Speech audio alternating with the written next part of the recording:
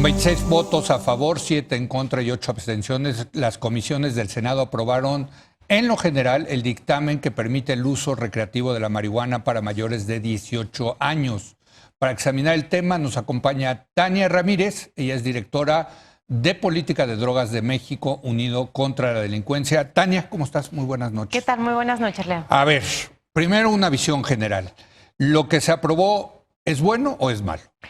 En realidad es malo, es una oportunidad perdida, una oportunidad histórica perdida, porque si bien nosotros hemos conminado al Poder Legislativo en general a que cumpla con la obligación que la Corte le impuso, este dictamen va en un sentido contrario, ¿no? Lejos de cumplir con lo que la Corte mandató y con los criterios en torno justo a la inconstitucionalidad de la prohibición, da la vuelta creando un modelo regulatorio que solamente va a beneficiar a unos cuantos, excluye por completo a participantes pequeños y finalmente hace que el beneficio se diluya y además acentúa la criminalización. Entonces, digamos que es de alguna manera el peor de los escenarios. Tenemos criminalización, tenemos barreras de entrada muy altas para pequeños participantes y sobreregulación. Sí.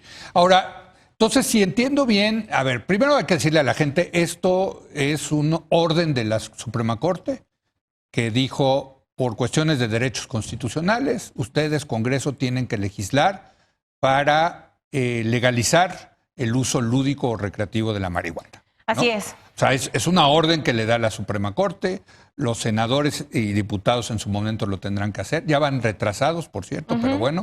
Y lo que hacen, si entiendo bien entonces los senadores, es hacer una ley inoperante para supuestamente resolver este asunto.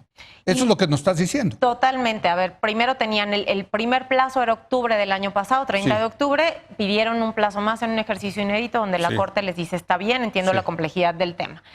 Pero en realidad nosotros hicimos una serie de recomendaciones y críticas fuertes al primer dictamen presentado en octubre y de ahí para acá han habido 4 versiones distintas del dictamen con cambios cosméticos. Y lo que se está haciendo es exactamente quitar todos los incentivos para que haya un tránsito del mercado de un mercado ilegal al mercado legal. Me explico. Irregulado. Las personas, por ejemplo, consumidoras, tienen que registrarse en un padrón que va a tener la Secretaría de Gobernación. No es cierto. Tienes que inscribir tus plantas a un registro de autocultivo. La autoridad administrativa puede entrar además a hacer verificación a tu casa para saber si tienes las condiciones necesarias establecidas para mantener las plantas ahí. Tienes que comprobar la licitud de las semillas, lo cual quiere decir que lo que se está incentivando es que se compren las semillas de otros mercados donde ya hay bancos de semillas legales, Holanda, etcétera, y que no se puedan utilizar las de México. Y esto que por definición son ilegales ahorita. Claro, pero que... Entonces, que va a entrar un inspector y va a ver, esta semilla es canadiense, efectivamente importada, esta sí es legal. Ah, no, esta semilla la trajeron de aquí de Guerrero, esa es ilegal. Exacto, ese es el sinsentido que plantea el dictamen. Y, por ejemplo, plantea que entonces las empresas que se dediquen a la transformación, a la venta, etcétera, deban acreditar que tienen sistemas de trazabilidad y testabilidad para comprobar todo el tránsito de la semilla, lo cual no le pedimos a ninguna semilla, a ningún fruto. Basta con las normas oficiales que ya rigen a todas las semillas, sin tener que crear estos sistemas tan complejos, caros, que además son softwares que fueron creados porque en Estados Unidos, como sabes, en algunas jurisdicciones es legal y necesita rastrear que las semillas de Colorado no terminen en un estado donde sea ilegal. Ese fue, digamos, el origen de este tipo de sistemas de trazabilidad, donde sí necesitas dar un seguimiento. Pero en México eso no es necesario. A ver, vámonos pasito por pasito para entender qué hay en esta legislación, que yo cada vez que la veo me entra acidez estomacal porque es la típica simulación mexicana. Vamos a la marihuana lúdica legal. Muy bien. Producción. ¿Cómo se va a producir esa marihuana? De acuerdo a esta ley. Un sistema de licencias. Para tú ser productor necesitas acreditar que tienes todos estos sistemas de trazabilidad. Y para obtener ese tipo de licencias, se imponen requisitos a nivel de ley, ni siquiera de reglamento. Se imponen requisitos que solamente van a cumplir unas cuantas empresas, ¿no?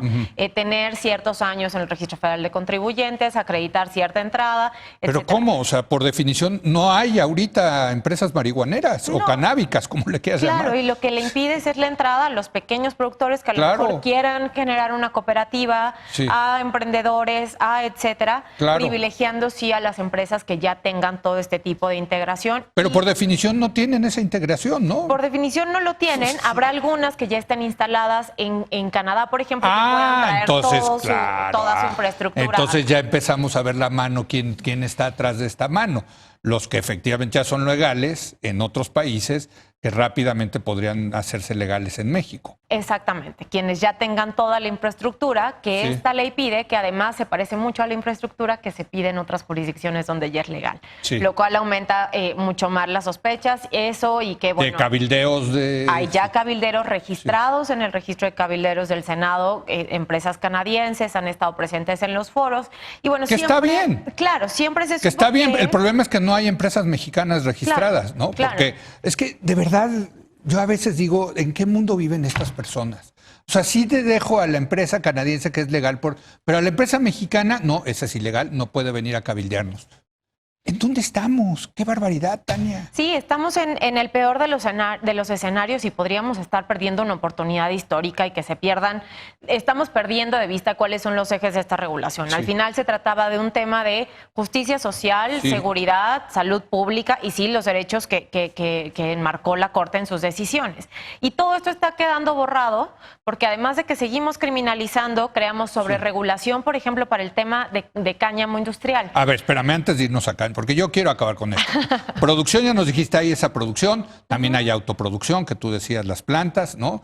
Ridículo, 6 plantitas, pero si, ¿no? Por ahí alguien me decía, es como si entraran a tu casa a ver cuántos vinos tienes, Claro, ¿no? sí. Si tiene 6 vinos, está bien, si tiene 8, ya no, ¿no? En fin, ¿no? Distribución. ¿Cómo se distribuye la marihuana legal? Igual es otra licencia. Otra más, del exactamente, la cual, bueno, todas estas licencias tienen que ser otorgadas por un instituto que se crea de manera especial, lo cual creo que es lo único salvable del dictamen, ¿no? Sí. El hecho de que no estemos dejando esto, por ejemplo, en manos de COFEPRIS, que sería lo peor Sí. que podríamos hacer. Sí se crea un instituto para otorgar todas estas licencias de distribuir. distribución también. Ok. Donde también tienes que acreditar una serie de requisitos Ok. bastante grandes. Comercialización. Lo mismo, o sea, son, como tú bien dices, 3 vías de abastecimiento. Puede ser por cultivos compartidos, clubes canábicos, por autocultivo y por la venta final al público. O sea, sí habrá tienditas Sí habrá- de canábicas. Sí habrá puntos de venta. Lo que también hemos criticado mucho es que si bien es necesario establecer ciertos requisitos, por ejemplo, de empaquetado, etiquetado, Claro. lo que hace esta ley es hacerlos excesivos, de tal manera que en realidad pequeños productores jamás podrían cumplir con requisitos que sean resellable, biodegradable, a prueba de no Sí. sé qué. Entonces eso también está limitando y está sobreregulando desde la ley. Ni siquiera estamos dejando eso Al reglamento. a las reglas secundarias. A ver, entonces ya producción, distribución, comercialización, consumo. El consumo, pues todos Dicen 28 gramos, no lo ¿O cuán- modificaron hasta 200 gramos. 200 gramos. 200 gramos. ¿De pero qué? De cannabis, ya digamos, de lo que Digo, está te lo permitido pregunto ahora en la porque tabla. estas personas no saben del mercado canábico, que hay aceites, hay Claro. ceras, hay ¿cómo se llama el elemento activo? THC. Ujú. THC, que lo Sí. venden en capsulitas para vapearlo, etcétera. Pues, ¿cuántos gramos tiene esa capsulita? Yo no tengo idea. Qué tontería es no entender las realidades del mercado canábico, ¿no? Totalmente, y es no quitar los incentivos que siguen habiendo en los 28 gramos para Sí. criminalizar en los 200 o en los 250. Sí. No se remueve la cannabis de la tabla de la Ley General de Salud que establece las cantidades Entonces. permitidas, no se cambia el 198 del Código Penal Federal, que es la que criminaliza, es decir, se mantiene la criminalización y la selectividad de voy a ir a verificar a quienes en sus casas tengan ciertas plantas. No entiendo. A ver, sí se legaliza, pero no se descriminaliza. Exactamente, se legaliza para poder abrir un mercado que Sí. solamente quede en manos de algunas empresas que puedan cumplir con ciertas características. Lo demás se mantiene bajo un régimen de vigilancia muy alto que tendrá el instituto, en este caso, bajo un régimen de criminalización y bueno, pues se abre la puerta a mantener todas estas barreras de entrada y sobre regulación, no solamente en el tema de uso adulto, donde además se establece un requisito de personas que consuman, lo cual te va a hacer inoperante el mercado. A ¿Quién ver. querría ir a registrarse? ¿No? Es que ese es el asunto, porque tú dices, a ver, como consumidor, el consumidor puede decir, me voy por la vía legal, va a costar carísimo, porque con todas estas regulaciones va a costar carísimo, Claro, sí. ¿no? Este asunto, o pues que lo siga proveyendo el dealer más barato a la comodidad de tu casa, sin ningún tipo de problemas, sin tenerte que ir a registrar a gobernaciones, Sí. como consumidor de medio. Sí. Pero, pues es que esto tiene todos los incentivos para que siga siendo un mercado ilegal. Totalmente, y para que seamos entonces el ejemplo de cómo regular mal y a lo mejor se inhiban otras experiencias en otras partes del mundo. Entonces, es muy grave, sería una oportunidad perdida, ¿no? Nos perderíamos, digamos, el momento histórico y el momento generado por las decisiones de la Corte para hacer Sí, claro. las cosas de manera correcta, y lejos de terminar con los mercados grises, en realidad no estamos generando ningún incentivo para que las personas que actualmente están en esos mercados se muevan al mercado legal. Ahora, en otros países y en otros estados de la Unión Americana ha sido un exitazo porque les ponen un impuesto y han recaudado mucho dinero, en parte que utilizan para combatir las adicciones, por cierto, ¿no? Aquí, ¿cómo quedaría el tema fiscal? Todavía no está definido porque el ¿eso dictamen no definieron? No, porque como se está discutiendo en Senado, sería Sí. Cámara de Diputados la ok. única que puede legislar en la materia. Ok. Entonces ya están circulando por ahí algunas propuestas justamente para que por lo menos haya, digamos, algún provecho de todas estas ventas. Sin embargo, lo que sí se tiene que mantener en mente es que no se pueden fijar precios tan altos Sí. como para otra vez quitar Sacarlos del incentivos. mercado. Exactamente. Bueno, y supongo que hay una serie de regulaciones ahí sí inevitables, que no se le vendan a menores, que no puedas conducir bajo el influjo del cannabis, etcétera, ¿no? Sí, sí, claro. Son ciertas adiciones que han ido incorporando algunos de los senadores que forman parte, por ejemplo, de las comisiones de niñez, etcétera.